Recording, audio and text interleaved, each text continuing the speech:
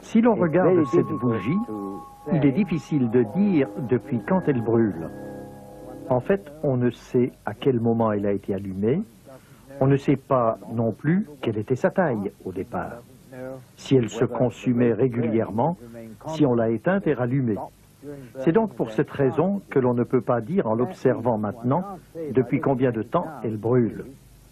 Nous pouvons comparer la Terre et le système solaire à une bougie. Nous ne connaissons pas l'âge de la Terre, ni quand elle a commencé à se consumer. Nous ne savons pas si le taux de consommation, c'est-à-dire le taux de vieillissement, a été constant.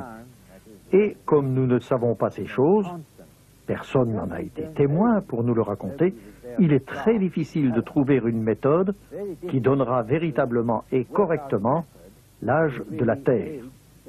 C'est pour cela que nous voulons regarder avec vous les différentes méthodes qui ont été utilisées pour dater la Terre et le système solaire, ainsi que les objections que l'on peut y faire. Nous voulons aussi voir si ces objections peuvent être réfutées.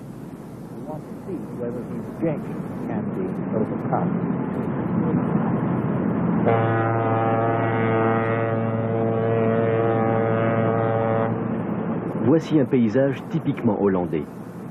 Une petite ville pittoresque sur le bord du Rhin, et comme partout au monde, mais plus particulièrement en Hollande, pays à très forte densité de population, il faut construire de nouveaux logements. C'est alors que nous avons découvert quelque chose en creusant les fondations. Nous découvrons de vieux objets.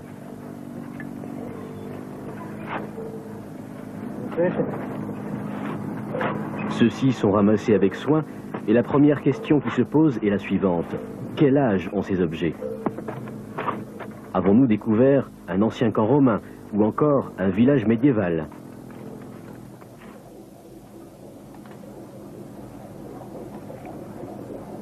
Quel âge ont ces morceaux de bois?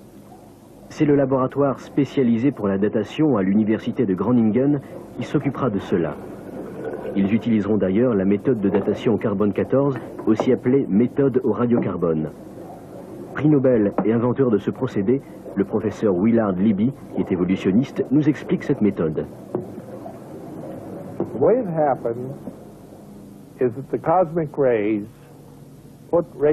Les rayons cosmiques introduisent du radiocarbone dans la nourriture que nous mangeons. C'est ainsi que nous devenons radioactifs par le radiocarbone. Tant que nous vivons et mangeons, nous maintenons constant le taux de radioactivité en nous. Mais lorsque nous mourons, nous ne mangerons plus et nos corps commencent à perdre le radiocarbone à raison de la moitié tous les 5730 ans. Donc, en mesurant la quantité de radiocarbone de votre corps mort, on peut dire depuis quand il est mort. C'est cela, la méthode de datation au radiocarbone.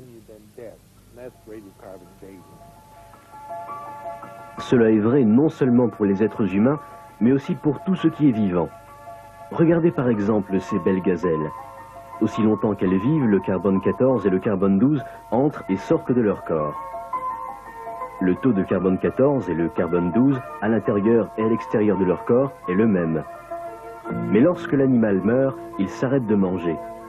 Et alors il se produit quelque chose.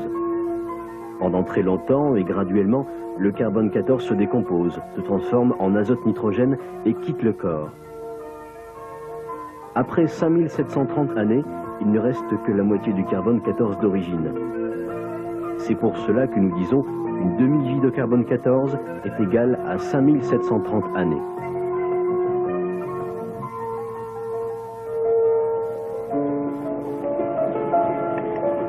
Voici comment cela se passe au niveau technique. Après avoir nettoyé soigneusement l'échantillon, on le met dans un four à quartz à haute intensité, qui peut atteindre de très hautes températures. Là, le bois est complètement brûlé, afin d'en isoler les gaz. Parmi ces gaz, bien sûr, il y a le carbone 14. Après la combustion, donc, les gaz sont filtrés par un système compliqué de tubes et de liquides afin de séparer le dioxyde de carbone des autres gaz. Ce gaz, ainsi purifié, est ensuite mis à part et examiné par un compteur Geiger. C'est là que les particules radioactives carbone 14 sont comptées.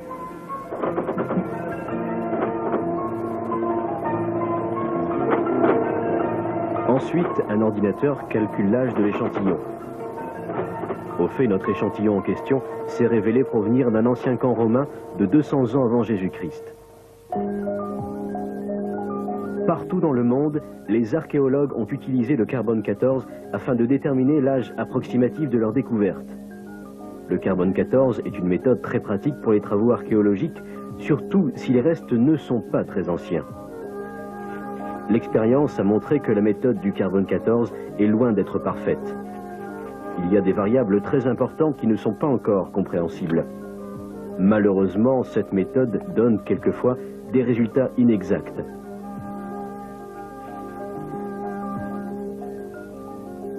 Des savants ont fait l'expérience sur un coquillage vivant, et les résultats ont indiqué que ce coquillage était mort depuis 3000 ans. La même méthode appliquée sur des carcasses de phoques desséchées depuis 30 ans ont indiqué un âge de 4600 ans. Même des carcasses de phoques qui venaient de mourir ont indiqué un âge de 1300 ans. Contrairement à une supposition communément acceptée sur la méthode de datation au carbone 14, les plantes n'absorbent pas toutes le carbone 14 de la même manière. Une étude récente a montré que certaines plantes possédaient un mécanisme interne jusqu'alors inconnu, qui rejette les atomes radioactifs de carbone, mais qui absorbe les atomes normaux de carbone. Ainsi, à leur mort, ces plantes et les animaux qui les mangent ont un taux anormalement bas de carbone 14. Lorsque ces restes sont datés, ils donnent donc la fausse impression d'être très anciens. Malheureusement, l'expérience prouve que cette méthode n'est pas totalement fiable, mais qu'elle ne semble fonctionner que pour les restes d'êtres vivants qui sont morts au cours des quelques derniers milliers d'années, comme cette ancienne statue de bois faite avec une branche d'arbre.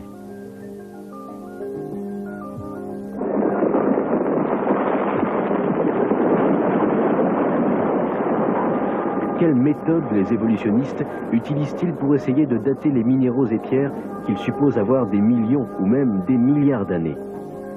Qu'en est-il de ces magnifiques montagnes suisses et de leur formation?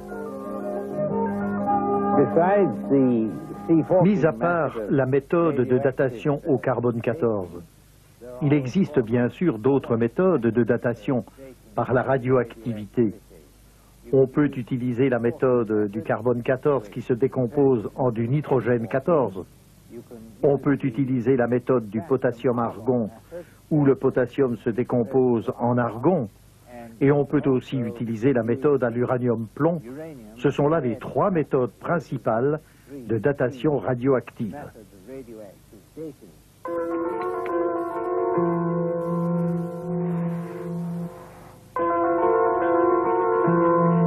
Afin de dater les objets avec la méthode du carbone 14, il vous faut avoir des objets qui ont été vivants dans le passé, comme du bois et des os. Les trois autres méthodes dont le professeur a parlé utilisent des matériaux inorganiques et inertes, comme des rochers et des pierres volcaniques. Le principe de datation reste le même, il se produit une sorte de décomposition. En mesurant la proportion de matériaux radioactifs restants et la quantité de matériaux décomposés, on peut essayer de dater un échantillon. Prenez par exemple ce morceau de rocher. Dans certaines pierres, on trouve de l'uranium. Comme vous le savez, l'uranium est radioactif, comme le carbone 14. Mais il se décompose beaucoup plus lentement. L'uranium de cette pierre se décompose en plomb et en autres éléments. Cela demanderait environ 4,5 milliards d'années pour que la quantité d'origine d'uranium se réduise de moitié. Pendant que ces procédés chimiques compliqués se produisent, de l'hélium se forme. L'hélium est aussi un élément intéressant, mais nous y reviendrons plus tard. Regardons maintenant un procédé qui n'est pas scientifique, l'expérience du réservoir d'eau. Bien que ce procédé ne soit pas particulièrement scientifique, il est quand même très intéressant car il met en évidence les trois procédés de base de toutes les méthodes de datation radioactive.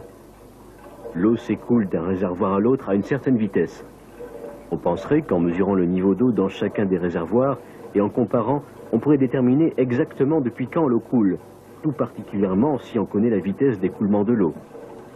Cela semble logique, et à première vue, personne ne pourrait faire d'objection sur le résultat de votre expérience. Pourtant, lorsque vous faites cela, vous faites en même temps 3 suppositions. Peut-être avez-vous pensé qu'au début de l'expérience, le second réservoir était vide. Mais il ne l'était pas, comme vous pouvez le voir. En ce qui concerne la vitesse, vous aviez peut-être pensé que pendant toute la durée de l'expérience, la vitesse était constante. Mais ce n'était pas le cas, comme vous allez le voir. En fait, vous avez agi ainsi parce que vous n'avez pas tenu compte de facteurs extérieurs. Mais que s'est-il passé en fait? Pendant que vous n'étiez pas là, une espèce de touche-à-tout s'est introduit dans le laboratoire et a fait 2 choses très importantes. Il a changé la vitesse d'écoulement et ajouté un seau d'eau entier. Et oui, comme vous n'étiez pas au courant de ces changements, tous vos précieux calculs sont faux.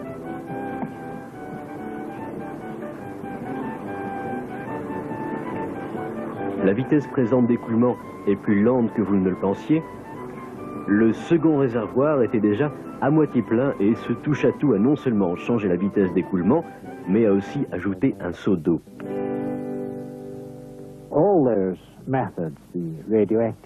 Ces méthodes basées sur la radioactivité présentent 3 faiblesses principales. Tout d'abord, on ne sait jamais quelle quantité de substances radioactives existait au départ. Et, comme vous l'avez vu avec l'expérience des réservoirs d'eau, à moins de connaître la quantité au départ, vous ne pouvez pas en théorie calculer depuis quand le processus a commencé, et donc, pour un échantillon quelconque, calculer son âge. C'est la première difficulté rencontrée dans toutes ces méthodes. La deuxième difficulté est, comme vous l'avez aussi vu, lors des expériences des réservoirs d'eau, que les taux de décomposition, les taux de dégradation radioactive doivent demeurer constants. S'ils changent, alors bien sûr, vous ne pouvez pas du tout dater votre échantillon. Nous avons des preuves claires que le taux de dégradation radioactive peut varier. Maintenant, il n'y a aucune garantie que le taux de dégradation radioactive ait toujours été constant. De nombreux isotopes radioactifs ont montré des variations dans leur taux de dégradation. Le docteur Robert Gentry de la Commission pour l'énergie atomique des laboratoires d'Oak Ridge a prouvé récemment que le taux de dégradation radioactive avait aussi varié dans le passé. La dégradation radioactive qui a lieu dans les minéraux cristallisés fait apparaître de minuscules cercles concentriques de décoloration appelés halos de radiation. Des variations dans les diamètres de ces cercles indiquent clairement que les taux de dégradation ont changé dans le passé. Si nous n'avons pas un taux de dégradation absolument constant, nous ne pouvons pas faire confiance à la datation par la radioactivité. Alors, la troisième difficulté de la méthode est la suivante. La concentration des différentes parties du système radioactif doit demeurer constante pendant toute l'expérience. Si vous ajoutez du carbone 14 pendant l'expérience, l'échantillon apparaîtra beaucoup plus jeune que si vous en enlevez.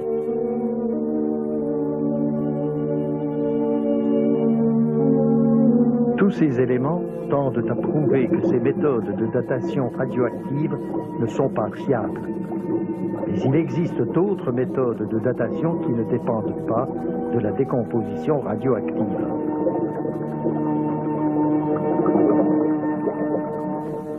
Nous avons déjà vu que pendant le processus de décomposition qui transforme l'uranium en plomb, de l'hélium s'échappe dans l'atmosphère.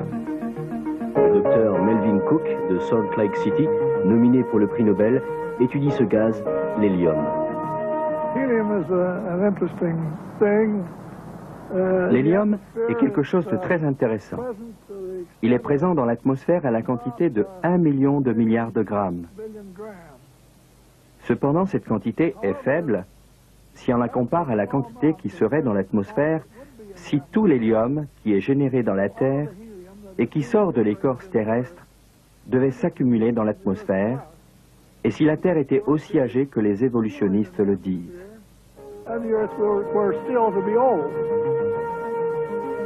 Les évolutionnistes prétendent que la Terre a 4,5 milliards d'années. Or, Il n'est pas possible à l'hélium de s'échapper de l'atmosphère de la Terre. Il est aussi prouvé que le Soleil fait entrer encore plus d'hélium dans notre atmosphère. Ainsi, si la Terre avait réellement 4,5 milliards d'années, notre atmosphère serait saturée d'hélium. Ce qui n'est pas le cas.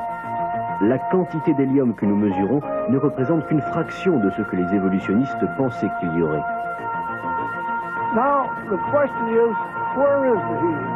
La question que nous posons est la suivante. Où est l'hélium? Si la Terre avait des milliards d'années d'existence, alors, comme je l'ai dit, l'hélium aurait saturé l'atmosphère 1 million de fois plus que ce que nous avons aujourd'hui. En fait, nous avons étudié cette question. On avait l'habitude de dire, voyons, la Terre est vieille et l'hélium sort de l'atmosphère. Il sort simplement. On a appelé ça une exosphère. On a dit que l'hélium, en fait, sort tout simplement de l'atmosphère terrestre. Lorsqu'un physicien chimiste étudie ceci, on peut dire qu'il a autorité en la matière. Il peut dire si cela est vrai ou non. J'ai examiné aussi ce phénomène vers 1955. Là, j'ai découvert qu'il n'y avait aucune chance pour que l'hélium puisse quitter l'atmosphère. Aussi ai-je posé la question, où est donc cet hélium radiogénique? La réponse semble être que la Terre n'est pas si vieille que ça. Selon les calculs du Dr Cook, l'âge de la Terre se situe en fait entre 10 et 15 000 ans. Pendant des siècles, des navires ont cherché leur chemin sur des océans qui semblaient sans fin. Pendant les quelques dernières centaines d'années, ils ont utilisé un instrument bien connu pour se diriger, la boussole. L'aiguille de la boussole indique toujours le nord magnétique. Cela parce qu'il existe un champ magnétique tout autour de la Terre. Nous savons que ce champ magnétique se dégrade.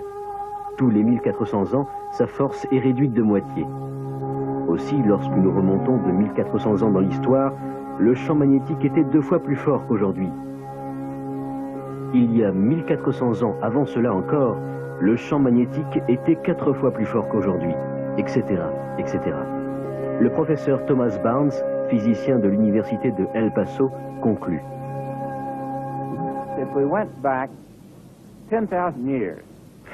Si nous remontions 10 000 ans en arrière, le champ magnétique de la Terre aurait été aussi fort que le champ magnétique d'une étoile magnétique. Bien sûr, une étoile magnétique est comme notre Soleil. Elle a à sa source une puissance nucléaire. En fait, notre Terre n'a jamais eu une source nucléaire comme le Soleil, et notre Terre n'a jamais eu de champ magnétique, certainement pas plus fort qu'une étoile. Ceci limiterait donc l'âge de la Terre à 10 000 ans.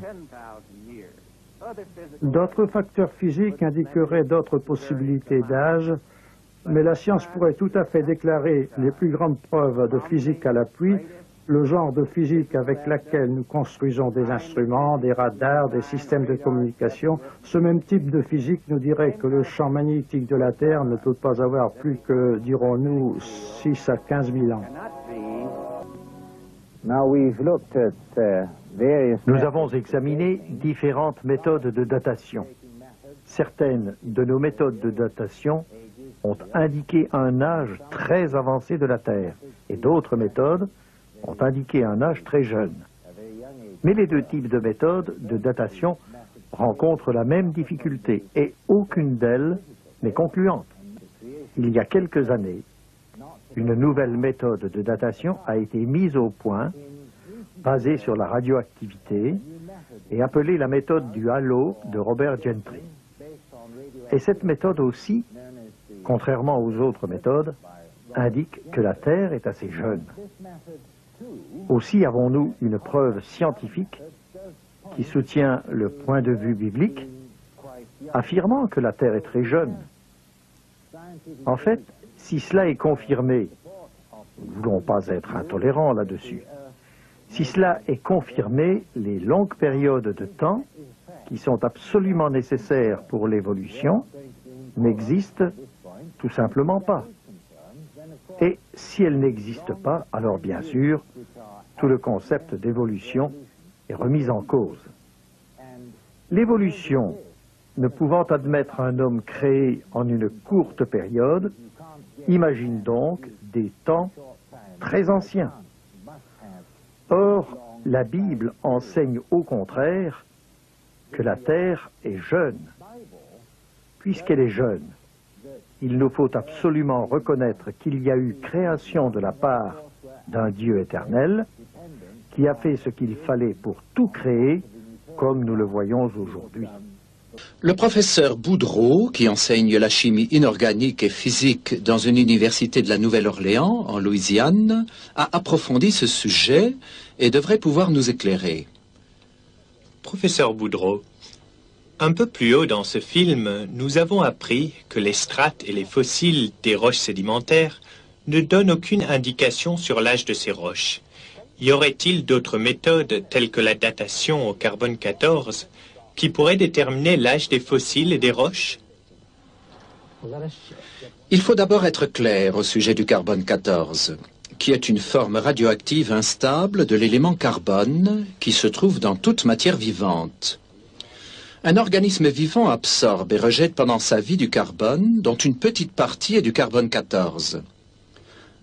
À un moment donné, à la mort de cet organisme, le carbone 14 présent reste ce qu'il est à l'heure de la mort. C'est cette quantité qu'on peut détecter radioactivement. Un morceau de bois, par exemple, ou un os, contient une petite quantité de carbone 14. Depuis la mort de l'arbre et de l'animal qui contenait le bois ou l'os, la quantité de carbone 14 a diminué. Il faut des milliers d'années pour que cette désintégration ait lieu. Dans le cas du carbone 14, il faut 5760 ans pour que la moitié de la quantité présente à la mort de l'être vivant se désintègre en son isotope stable. En mesurant donc la quantité qui s'est désintégrée, on obtient une indication sur l'époque à laquelle cet organisme vivait. Comme les roches n'ont jamais été en vie, elles ne contiennent donc pas de carbone 14. Même les fossiles qu'on y trouve ne peuvent être datés par cette méthode, car leur matière vivante originelle est devenue pierre. Cela signifie-t-il qu'on ne peut pas dater les fossiles au moyen de radioisotopes? On ne peut sûrement pas se fier avec certitude au carbone 14. Comme vous le savez, on trouve presque tous les fossiles dans les roches sédimentaires. Ce type de roche contient rarement des éléments radioactifs. Aussi faut-il dater les fossiles par les strates dans lesquelles on les trouve.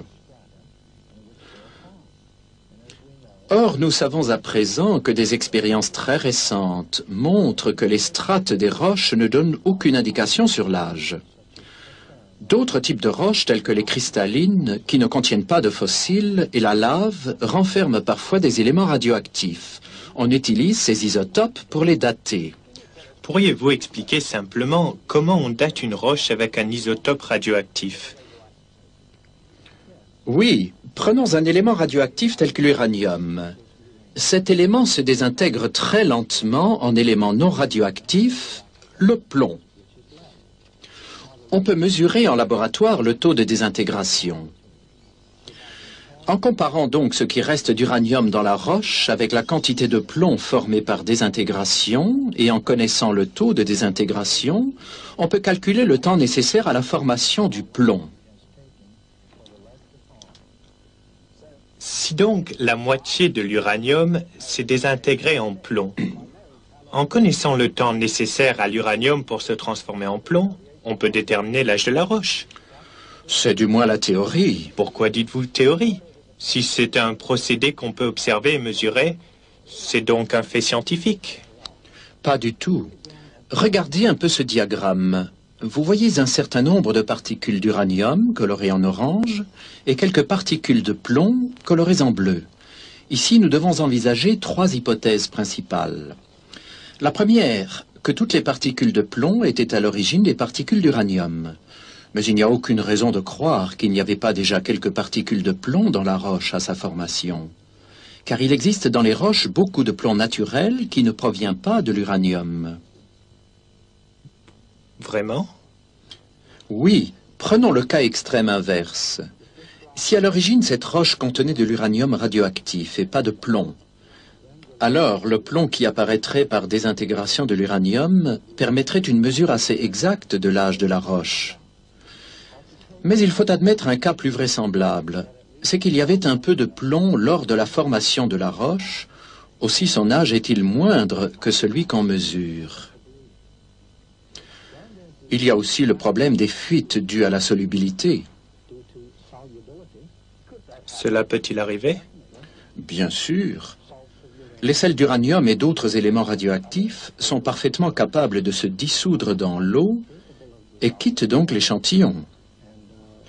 Si donc une roche a été immergée quelque temps, par exemple en période d'inondation, une partie de l'uranium peut avoir été entraînée. L'âge attribué à cette roche par les mesures serait donc plus grand qu'en réalité. Mais il existe sûrement d'autres éléments radioactifs plus fiables que l'uranium. Eh bien, il y a aussi d'autres éléments radioactifs tels que le thorium, le strontium et le rubidium, ainsi que le potassium. Mais on ne peut s'y fier davantage qu'à l'uranium. Les sels de ces éléments sont encore plus solubles que ceux de l'uranium. Une inondation affectant toute la Terre aurait donc pu fausser toutes ces méthodes? Absolument. Tenez, je vais vous donner un exemple de l'effet de l'eau sur la datation radioactive. Il y a moins de 200 ans a eu lieu l'éruption du volcan Kilauea à Hawaï. Un morceau de lave de cette éruption, qui avait séjourné dans l'eau, a été daté récemment par la méthode du potassium-argone. On aurait dû obtenir une datation d'environ 200 ans. Or, on trouva 22 millions d'années. À coup sûr, des sels de potassium, qui sont hautement solubles dans l'eau, se sont échappés de l'échantillon, lui donnant un aspect très âgé. On attribua à d'autres fragments de lave provenant du volcan Hualalai et formés en 1801 des âges variant entre 160 et 3000 millions d'années. La situation va donc de mal en pis. Il y a encore un autre présupposé dans la datation radiométrique. C'est que le taux de désintégration serait resté constant et n'aurait jamais varié dans le passé. Pourtant, beaucoup de facteurs ont dû l'influencer. Ainsi, la production de neutrinos par le rayonnement cosmique a pu être augmentée à la suite d'un renversement du champ magnétique terrestre ou de l'explosion d'une supernova. La science a déclaré que ces événements ont eu lieu dans le passé. Ils ont pu avoir un effet certain sur le taux de désintégration radioactive. Si l'on ne peut se fier à la datation radiométrique, de quels autres moyens dispose-t-on? De nombreux processus naturels indiquent pour la Terre un âge relativement jeune.